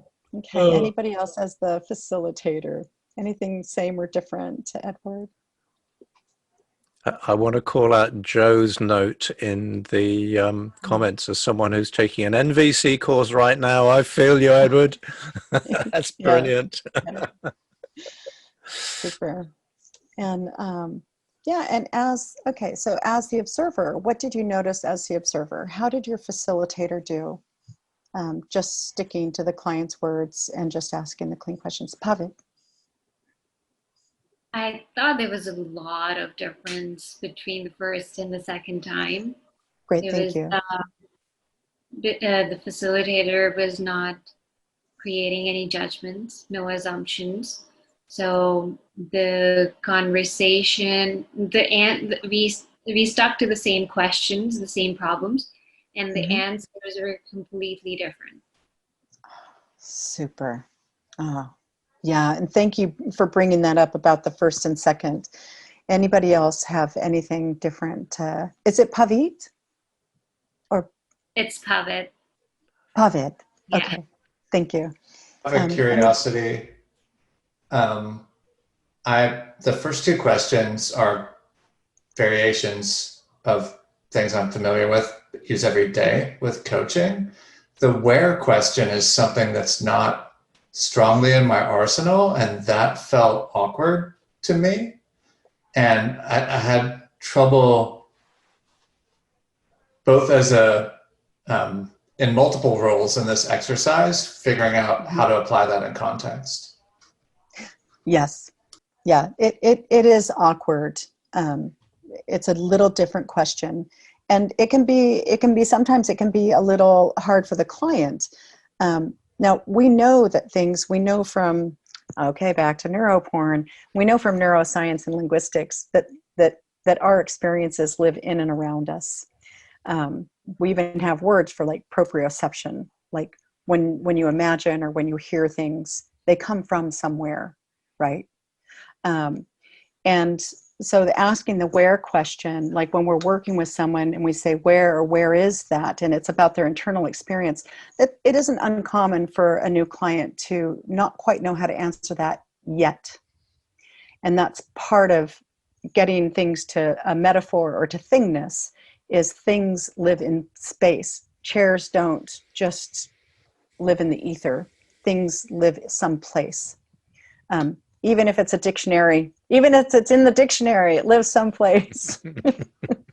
So, yeah, and we just like, and the where question's interesting because you can ask it multiple times, especially when you're looking at internal or subjective experience. And when in your heart, where in your heart, and when you feel a tension in your belly, where in your belly? And when you see your future, where do you see your future? And they might say over there. And so where over there? I can connect that now with how you just modeled that to some things that I've picked up from somatic experiencing as far as how I apply where. So thank you so much for those additional examples. That was helpful. Yeah. So Nick Pohl has a book called Words That Touched Joe that might be a good one for you to look into. He comes from a clean perspective. Okay, anybody else from the observer or compare contrasting from the first exercise to the second one? It was completely amazing. Yeah, what kind of amazing? How much I wanted to lead my clients into my mental model. And I interrupted myself 2 or 3 times, just like, oh, that question is out. And I was at a little disadvantage because whatever screen grab I took actually didn't land. So I had to sort of work from memory. And yep, not so clean. Yeah. I was telling Andrew as you guys were popping back in, I used to think, oh, I'm not that opinionated. I don't really care. And then being in clean, oh my gosh, like I call them red cheek moments when I'm working with somebody, especially in the beginning, and I'm thinking, I can feel my intention to make them go someplace, to want to know, because I can feel it in my face. It's like, whew. It's intense. Okay, one more. Anybody? Ming, we haven't heard from you. Anything happening with you, Ming? Anything that you've noticed or would like to share? The second round is harder to ask question, even though it's a set of fixed question. Yeah, and I also have hard time. The first two is a little bit easier. The last two question, probably if some more example will be helpful. So it's good you talk about the where and the what kind of that question I have some challenge to. Yes, yeah. So the what kind of, you can think of it as a classification question. You're in a way you're trying to classify the information. You know, is it a bicycle? When they say a bike, is it a bicycle or a motorbike, right? What kind of bike? So in a way, if you can kind of simplify it to that. But yeah, so what we're asking you to do with the clean questions is to model the client so they can be much more challenging, because you're actually, you're getting double duty in what you're paying attention to and what you're doing. Super. Great. Okay. And I know we've got about 10 minutes. I'm not going to step over this one. Val put a brilliant question in. Do you avoid how and why questions intentionally? Yes. Well, that was easy, wasn't it? Next question. Yeah. So and there's and we might ask a how question in context of like if there's a procedure or process, we might say, oh, and when you have a procedure, you know, but even then often the people can show us the procedure. So how questions almost always have a leading edge to them, because we're not always asking about processes and procedures. And the why question we avoid because frankly, most of the time it doesn't really matter. And a lot of the times it's all made up. Or it sounds like this. Oh, so why did you pull the switch before you'd finished the procedure? It can also have a blaming feel to it, even if as the questioner, you're not meaning it to. Start listening to conversations well, not in restaurants, sorry. Start listening to conversations in places where you can listen to a conversation these days and begin to notice what happens when people are asked why. They'll almost always have an explanation and or a defensive response. So they're just a little less productive. Not bad, not criminal, but they can be less productive. What do you think? Was that helpful, Sasha? What do you think about the question on a level of 1 to 10? How important or how important it is for something? It depends. Me personally, I don't like those questions because it depends. Is it a good day, a bad day? You know, is it important before I act, after I act? Like, what's the context? I think that you could just ask and how important is this important to you? And if it is, how important is it? It's not bad to ask somebody if something's important. It's just to know that you're putting the important in there if they haven't said it. If they say, well, it's important to me, just say, how important? There's a how question you can ask. Yeah, how important? But it's based on something the client's already said. And it's okay if you want to give scales. Scaling is fine. And if you have somebody that resists, just leave the scales out. So you can always test it. Okay. Yeah, Olaf. So you've been doing this for a while, and so has James. And so did you catch yourself in things where you went like, oops, I just introduced something. How do I clean that up? Yeah, I do catch myself sometimes. And how do you clean it up? Well, I've done this. I've said, let me ask that another way. That's one way I've done it. I've watched them follow my lead and tried to go back to their exact words and simply ask of something, maybe something a little bit different in what they had said, just to get them off this trajectory that maybe I created. The best thing to do is breathe, keep your ass in your seat, take a minute, and figure out what needs to happen next. When I catch myself the worst times, Olaf, is when I'm listening to a recording. So I record my sessions and I do transcripts. And I'll tell you, that's the beater, man. When you're listening to a recording and I'm thinking, how did I do that? Like, it happens so fast. Even when you're trained, there are these moments that you just put yourself in. Usually you're wanting to make something happen. You're wanting to be helpful. You're wanting it to go quicker. There's these like underlying urgencies that happen. And that's that deep breath. Just wait. What do you do, Olaf? I don't know. I don't do anything. I haven't used these. I haven't used these yet. Yeah. Still waiting for a class. So how do you guys imagine you might use what we've talked about today in the work you do or your relationships? I think Socrates would have a fit. Say that again, Edward. I think Socrates would have a fit. Yes. Yeah. Yeah, we'll just poke that old man a few times. Yeah. So what if the conversation is emotionally charged? You just mentioned in your personal lives. What if it's emotionally charged? How do you, is this coming back to trying slowing down and stepping back and breathing? You got any other points? I mean, it can be. I'd say learn the basic clean questions really well. And part of the thing when it's emotionally charged, like in a personal relationship is, you know, just like in any relationship, if there's a mutual goal, you know, what is it? I ask myself, what do I want to have happen? Like when this is going on, what do I want to have happen? And hopefully I give myself a pro-social answer. That's not always the case.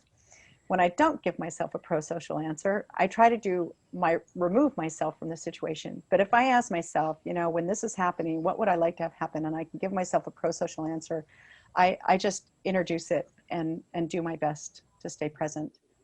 I brought my daughter home in 2014. She was smoking heroin at university.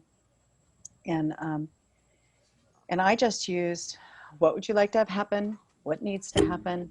Anything else, and what kind of? And those 4 questions helped her iterate through several different ideas about treatment. And it took her a few years, but those were the questions I asked her, because I knew if I did it my way, I would smother her right out of the house. It was terrifying. It was terrifying. The best I could do was just ask her, when you don't want to smoke heroin anymore, and you are, you know, what needs to happen? What's the very next thing? What's the first thing? It's funny you said that, because right at the beginning you were mentioning about children or our children, and we're the parents, we know everything. And that's why in the chat I said, I don't.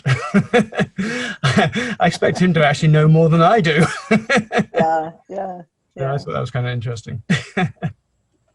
Yeah. Sharon, do you find that by excluding your own frames of presupposition, that it actually helps people reveal to themselves theirs? It doesn't just have them sort of think things through, but it actually has them start to get the source of their own thinking. Yeah, and we call that self-modeling. Part of our intent is that we help people self-model enough that they begin to have more psychological flexibility and can catch their own thinking in real time and begin to model, even if not identical to the questions that we're asking, at least begin to model that thinking. Okay, what's going on here? I'm in that place again. I had a client who she would go in cyclical suicidal kind of like patterns. And she came to the training, and it was after we had worked together about 8 or 9 sessions, and she called me to tell me that she had thought about killing herself the night before. And when she sat down on the couch, it occurred to her that that was the way she did it. She says, oh, that's how I do it. I know where I am in the cycle. And she still had the same cycle, but she could see that she'd been in and out of this cycle so many times. She had the capacity, the capability to move through it. It didn't overwhelm her. She could follow her own pattern. And that's a pretty extreme example, but yeah, Pavi? Was she able to identify her pattern? Simply by going through clean sessions and just modeling the structure of what she wanted, how she did her wanting. So just over time, it didn't have, I mean, it was a few months in, and I think it surprised me as much as it surprised her. She was so thrilled, you know, just to know, oh, this is where I am. Oh, I do this. This is how I do it. Okay, there's nothing wrong. This is just how I do it. And I'm going to wake up in the morning, or in 3 hours, I'll be okay. I'm going to be flippant here. So that was every time she was coming to you the next day.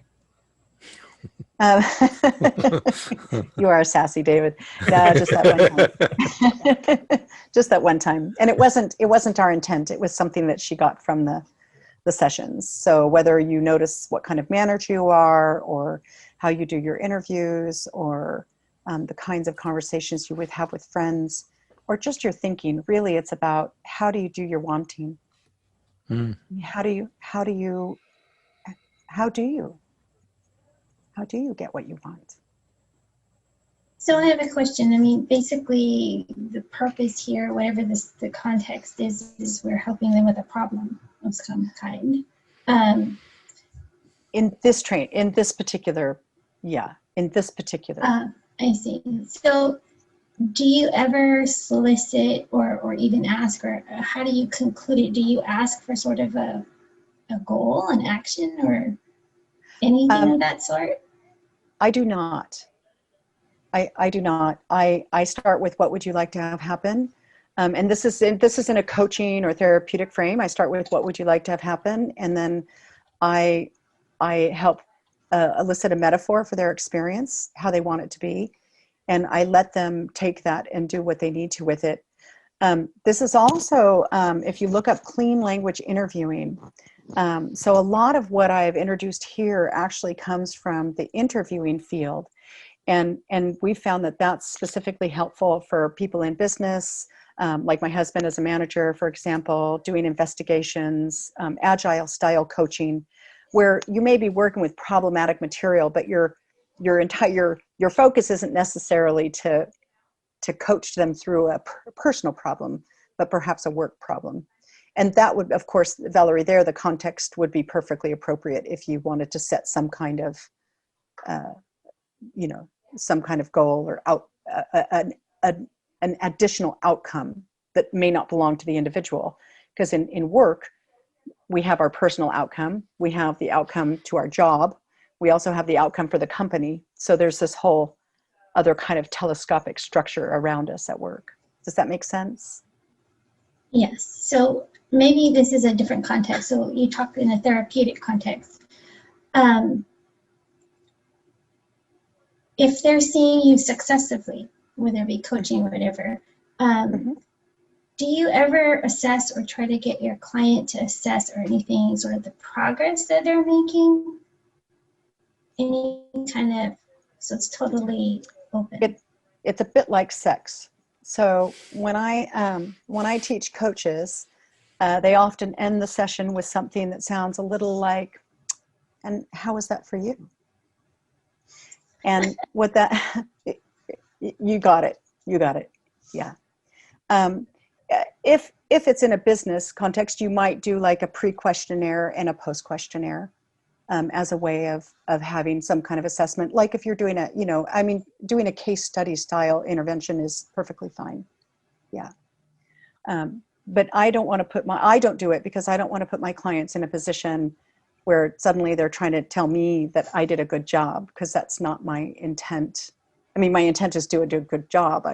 You know what I mean? Right, it's like, but I guess I was reading this article on psychotherapy and how it's been historically void of any kind of quantitative analysis sort of metrics, because there's the mindset that it's so human, conversational, that there's no possibility that you could measure any kind of progress. You know, that is very much the instinct and the intuition of the therapist. And what was interesting about this article is they brought this system where they had the client taking a survey, a tool on a computer, sort of at the start of each therapy session, even knowing full well that the therapist was going to see the results. One, they were much more honest.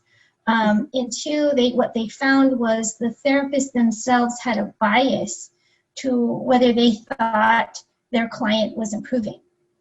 And so they found through using this survey and then statistically analyzing the results over time of these sessions, that it was actually quite accurate in pinpointing when these clients, and they were like drug addicts and things like that, when they were going to deteriorate and commit suicide or overdose. And over time, there was this one clinic that used this. It was called FIT, and I don't remember what it stands for. But they actually found that in their clinic, they were getting actual measurable improvements over clients' state. So I was just curious, because they said when people answered a computer, so they were much more honest and much more, as opposed to just being in a session with the therapist.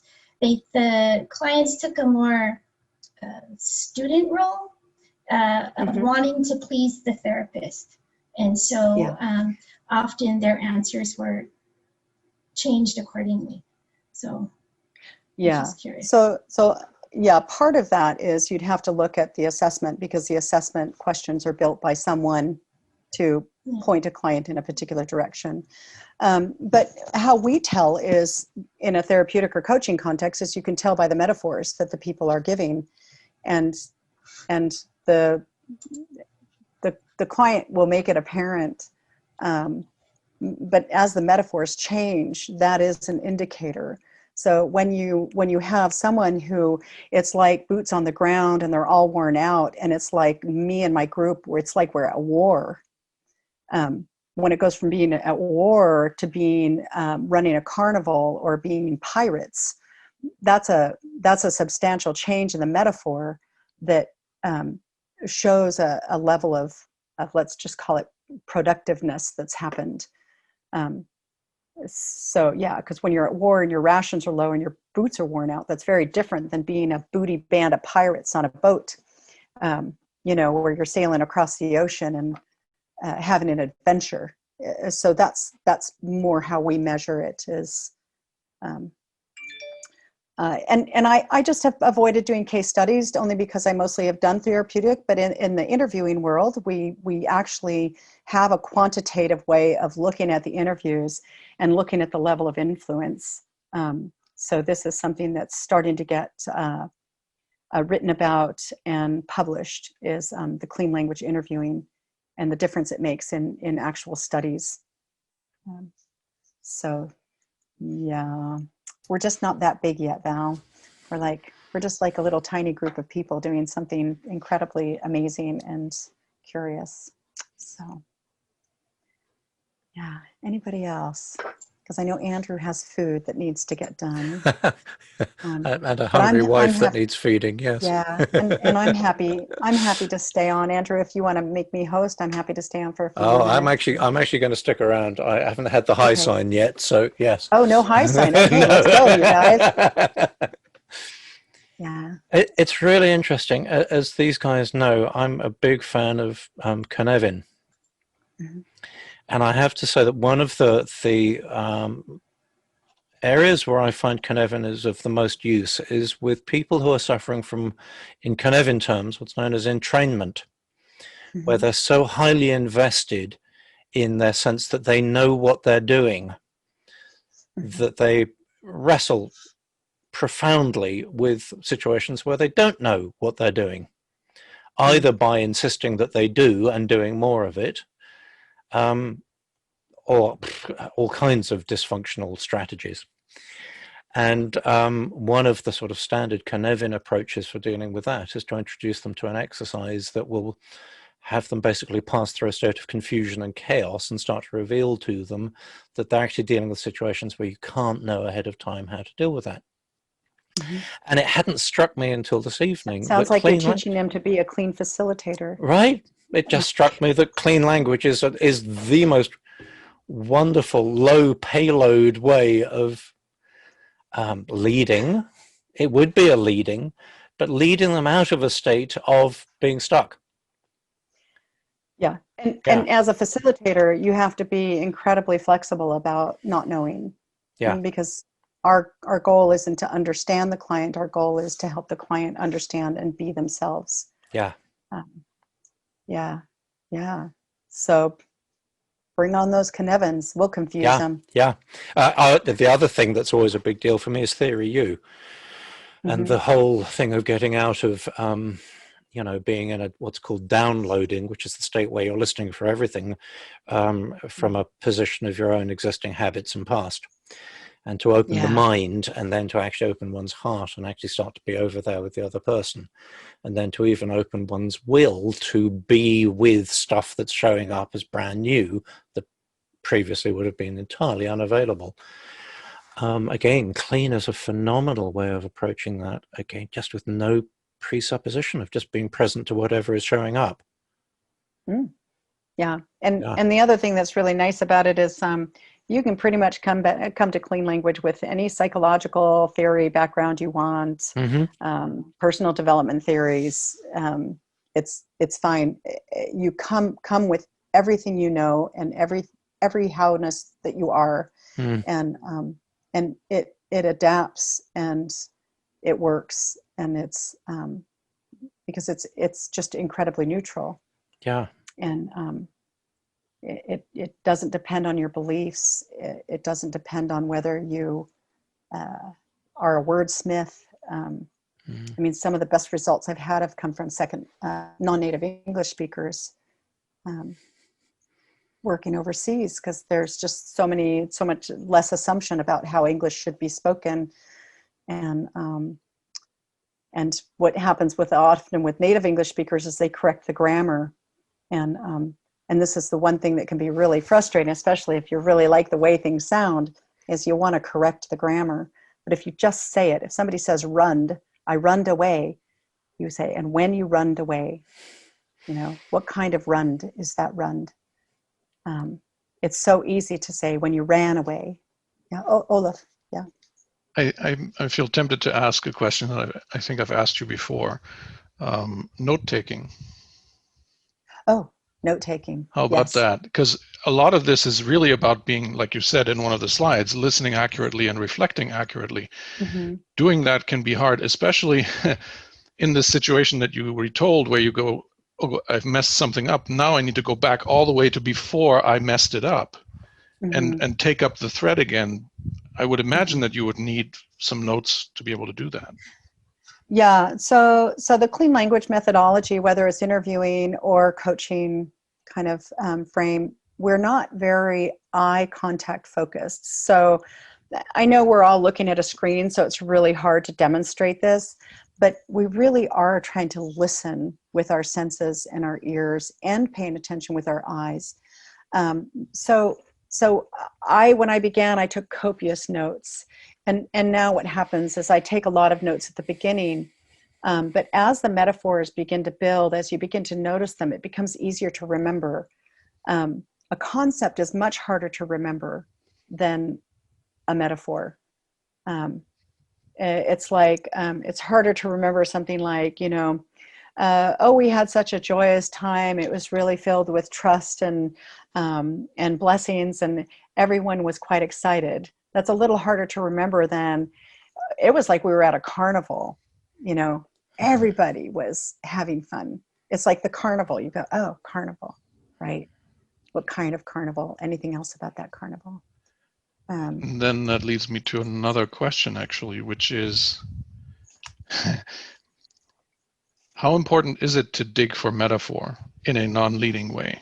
Like if you can't get out of somebody a metaphor, but you stick with concepts and stuff like that, just stay clean. If you stay clean, it doesn't matter if you have a metaphor or whether you're working with concepts. If you stay clean and continue to inquire, the person will gain something from it. Even if your entire purpose is to find out something that happened, for example, they'll learn something as well. Yeah, yeah. Just stay clean. Don't worry if you don't get the metaphor. It's fine. Those you learn to listen for. You get better and better at finding the subtle ones, the embedded ones, the ones that don't quite sound like metaphors to us now, but are the symbolic of the physical world. At first, when you start learning, the only metaphors you really hear are like things like carnivals or pirate ships. But you start to hear things like, I just want my mind to be clear. Clear as a metaphor.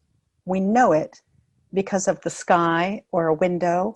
We know it because physiologically we have that experience of something being clear. You say, what kind of clear?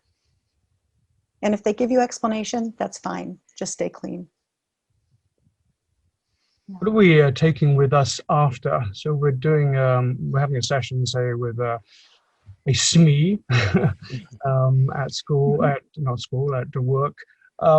As a facilitator, what are you taking away yourself? I mean, you're obviously trying to enable them to, take a grasp and make the next steps to themselves. But what do we take away from that? Do we just completely switch off and say, okay, we've done that, we're moving on to the next person? Or what are we doing at that point? Yeah, I mean, it depends on your purpose. If part of your purpose is to develop something like your corrective actions, of course, you're going to want to take what you noticed and see how it can be applied to some other action. But if you're just coaching somebody to do better or be more satisfied in their work, leave it. It's their stuff. It's their business. It's not our business to carry their history or to carry their competency. Yeah, makes sense. We just help them notice it. And that gives me a very nice lead into a request that's sort of been forming. Here we all are in the context of this session. And my request is that as you go back into whatever else it is that you're up to in life, if you find yourself remembering this session and having a go at using clean questions, clean language, do make a note if something remarkable happens from it, and please post it in this meetup's comments. I would be really interested to hear that. And I'd share anything with you, Sharon, as well. I mean, obviously, Can you imagine? Because I'm so aware that everything is about context, and we're in this context, and it's late and it's hungry, and I know it's late for you, Pavit, because you're East Coast, and but tomorrow it's different. And if this comes back to you and you use it, I'm really curious. So be willing to share. And it's amazing what can happen with just, is there anything else about X, or what kind of X is that X? Yeah, Olaf. Sorry, I just so in coaching, one of the rules is never coach your family or friends, right? And if you try, do it with permission and make it explicit. But you mentioned relationships in this conversation, and so it sounds like clean language is actually kind of okay to use in a personal relationship context. As long as your intent is pro-social and you are genuinely interested in what the other person has to say or thinks. Otherwise, just say it how you say it, man. It can be rough. It's funny, I can actually attest to that. I do not have much experience with clean language, but where I've been brave enough to give it a crack, it's been with my wife. And oh my goodness, something where I previously suddenly would realize that I was being all opinionated and up myself about it and getting huffy with her and pretending I wasn't because I was so good at this kind of stuff because I'm a coach, actually. I'll use clean language instead. And we make instant, immediate wonderful openings and progress, and new things become possible that previously weren't. So I'm totally get what you mean by pro-social in that context, that that's, you know, with good intent. Because these are different, you know. Oh, and when this and when that, what do you want to have happen? Right? Versus okay. Versus an emotionally charged, you know, okay, so, you know, when it's raining outside and the house isn't finished and I'm really uncomfortable and I want to go to a hotel, what do you want to have happen? Yeah. They can both be emotional and charged, but one is like, you heard that other one, the other one's like a, you know, basically you're saying, hey, stupid, you know. So and when I've finished the washing up, well, then what? Hey.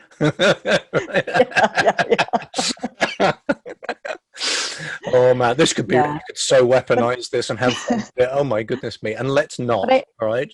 No. And I think the trick is just really asking yourself, what would I like to have happen when things are really crappy right now? When we're in the middle of this argument, what do I want to have happen? Because it's usually not continuing the argument. And sometimes that's just enough to say, well, I want to be right. And it's a very different story when you walk back out and you say, or you notice that and you say, you know, right now, I just want to be right. Mm-hmm. That's clean. That is right out there, straight up. That's fine. You can tell people that I want to be right. Right now, I just want to dominate the conversation. Right? That's clean. I want to have it my way. Yeah, I want my way.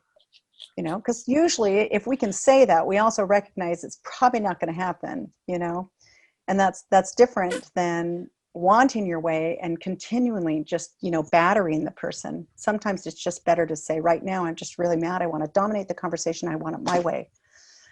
I'm going to go sit in the bathroom for 5 minutes, or I'm going to go out to the porch, or I'm opening that bottle of wine.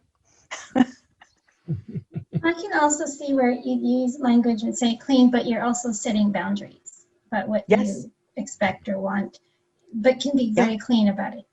You know, just at a hotel doesn't give you what you want. You say, okay, you know, and when my husband isn't with me and we're Marriott Elite members and you won't let me have the concierge lounge until he's here, what needs to happen for me to access that lounge between now and then? Right? You're like, or, oh, what needs to happen to have these dry cleaned properly? Yeah. You've done it well. What needs to happen, Valerie? That's a really good one. When you're like, you know, what needs to happen for us to get our food on time? Or how about sitting 10 people at a table that only sits 8? Mm-hmm. I did that once. Yeah. We went to a restaurant and we had 10 of us and I wanted to sit at one table and they had these really big chairs and they physically couldn't fit around one table. They could only fit 8 of these big chairs. But what I knew is they had a banquet room down below with smaller chairs. But I didn't go in and tell them, you know, well, I know you have a banquet room. Why don't you just exchange these chairs out, right? I just kept asking them, you know, great.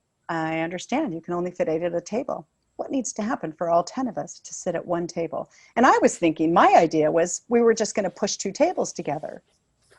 And then the manager was like, oh, we have those chairs in the banquet room. They took all the 8 big ones out. They brought 10 little ones up and we sat at this one round table. It was brilliant. Took me, I had to go through a couple people, but very nicely, just very nicely. Gosh, you know, I totally understand. And their idea. For X. The funny thing I've heard is it's the, what do I have to do to make this nice person go away strategy. Because if you were angry with them or if you were presumptuous, then they would immediately, like, they could discount you. But because you are saying, I understand you're having these issues, what can we do? Yeah. And the what needs to happen keeps the you out of it. You know, what do you need to do? How can you meet me? You know, how can you make my life better? It's kind of like, hey, structurally, I'm just asking structurally, like what needs to happen structurally? Like, how do these pants get to the dry cleaner and back to my room in 7 hours, right? Just structurally. That's a step beyond the what do we need to do, which I've always relied on is you know, incorporating all of us together and fixing this problem. But even a step beyond that, would be provided just structurally. Yeah. It's a very good stark contrast to the potentially weaponized why and how, isn't it? Mm-hmm. And why don't you? And how about you? Yeah, right. It's fantastic. It's fantastic. Have it. So I was thinking, what happens when the client or the person who is answering it ends up just saying, I don't know, because I can't think anymore. Why don't you just tell me what needs to happen? Yeah, sometimes you can actually ask about the I don't know, and what kind of I don't know is that I don't know, or where is that I don't know, or what kind of I is that I that don't know. Mm. And sometimes you just sit and you just let them not know, and that's okay too. They came in not knowing, perhaps they can leave not knowing. You haven't done a disservice. What you've done is you've seeded their imagination, you've seeded their thinking, you've begun to help something happen inside them that may like just come up later. It's a bit like dream tending. You know how like dream tending, they say, oh, think of a question. And maybe you don't have a dream about it, but the next day something happens. It's a little like that. These questions are just saying, hey, what else is there? You know? In the situation that you had with the dinner table. Yeah. So what would happen if they kept saying, well, we can't, we don't know, whatever. Do you finally come out with a suggestion? I mean, because obviously you have a vested interest, right? I mean, there's not like a, yes, you can keep saying no and I'm going to go away and go home. So no, I was watching and I was like calibrating and I was aware of the tables that they had. I've been to that restaurant before, so I know the restaurant. And so I was working with it. I mean, if it really, I might have said, you know, is there any possibility of bringing banquet chairs up, or is there a possibility of moving two tables together? Because there was another time where we did end up with two tables together. It was a square and a round one. It wasn't optimum, but it worked. So you have to just watch. You just gauge. You know, you don't want to like be beating that horse. And I like everything. There are useful distinctions about when clean is sort of the appropriate approach. And in coaching, I mean, we've made this distinction between mentoring and coaching, where I actually know better. Mm-hmm. And they're paying me to know better. Yes. So I am asked to introduce new metaphors and new methods. And so that's a different situation from the self-discovery where it's like, hey, actually you probably have your answer and you just want to delegate it to me so that there's no ownership. And then it's, you know, they like, oh, back to you. There's a cheesily named model, the Facilitating Rainbow, which calls out the facilitator's contribution of expertise and their involvement with the process. So very low contribution, very low involvement would just be process monitoring. Right the way through to at the other end of the scale where it's just pure lecture, where you are the subject matter and they're not involved at all. And it's really, it's a good model to bear in mind when you're actually selecting what's an appropriate approach for that particular context. Yeah. You know, I was thinking of Pavitt's question about what if they really don't know. Situationally, one of my favorite responses to that is to use the old NLP trick of simply going, well, I know you don't know, but if you did, what would it be? Yeah, you could do that. Very gentle, but just a way to have them have a second thought, you know. Yeah. But it isn't clean. It's just pushing a little bit harder, but you know, it's situational.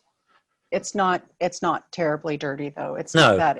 That's not a bad question at all. And then you also have to think about structurally. Are they talking about they don't know, like they really don't know how to use the computer and the software, or they don't know because they have like a lot of pressure from 2 or 3 people, so they're not sure what decision to make, or they don't know because they've never been asked that before. Right. You'd be surprised at how many people have not been asked the question, what would you like to have happen?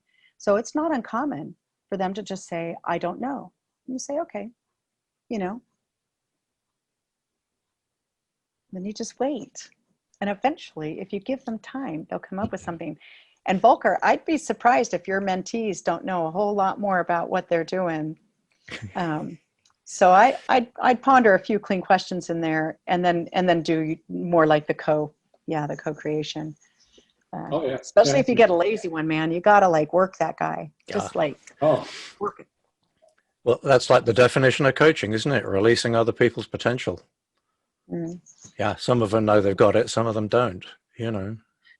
So a scammer trying to get my social security number that I have to report 5 times a day. Yeah. Is this a live person?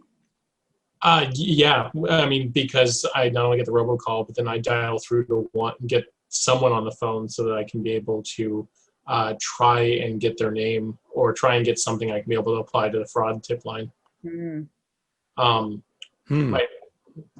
I've either experienced people lying about who they are, or just repeating the same "what is your first name" question over and over again. And it all depends on, Edward, what you'd like to have happen from that interchange. If getting their name is what you'd like to have happen, it's probably not a good, you're probably not going to get what you want. But if you'd like them to obey the law and stop calling you, that might be a different purpose. And that's kind of what the general focus would be. So what needs to happen to get my number off your list? Yeah, that's hard. Particularly because at that point they're working off. It's partially in jest, but also what happens when you're working with someone that has a script that they're working from. And how do you work with that? I mean, that could just as easily be customer service. That could just as easily be anything else. But when you're dealing with someone that has a script where you want to provide those clean questions, and they can only respond in specific ways, how can we use this to be able to have that same kind of conversation with the manager that you were eventually able to have? I mean, it would really depend. The best thing you could do is be persistent, and maybe they'll go off script. But if they're not going to go off script, you're just looking at the limitations of the reality is. You know, the reality is when they're not going to go off script. So this is how I would ask you cleanly: when they're not going to go off script, no matter how many times you call, and they keep repeating the same things over and over, what would you like to have happen then? Yeah. Because my first response is I would like them to go off script, which is we've just established is not. Yeah.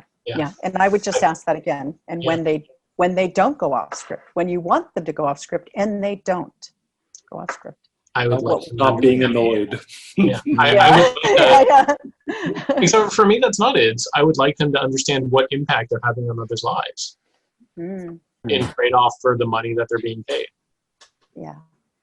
I had a lovely moment of that when I was leaving Sprint, and I had to phone them up, and the good lady went straight into her script, and I just very gently interrupted and went, I really admire you for your loyalty to Sprint, but you do have to understand I've already made my decision. So to save you and me both a little bit of time, why don't we just cut to the chase and, And you could hear her going, hey, all right. It was great. It was great. I give up. You know what? I'm leaving too. Yep. She and I parted company, the best of friends. It was such a nice moment. Oh dear. Oh wow. I'm noticing it's getting very late. I've just acknowledged Pavit quietly for staying up late because she's East Coast and she hasn't turned it into a pumpkin yet. Well done. You look great. Nice complexion. So good. I am feeling like I need to go myself. So if any of the rest of you wish to stay around, I shall hand off to Sharon.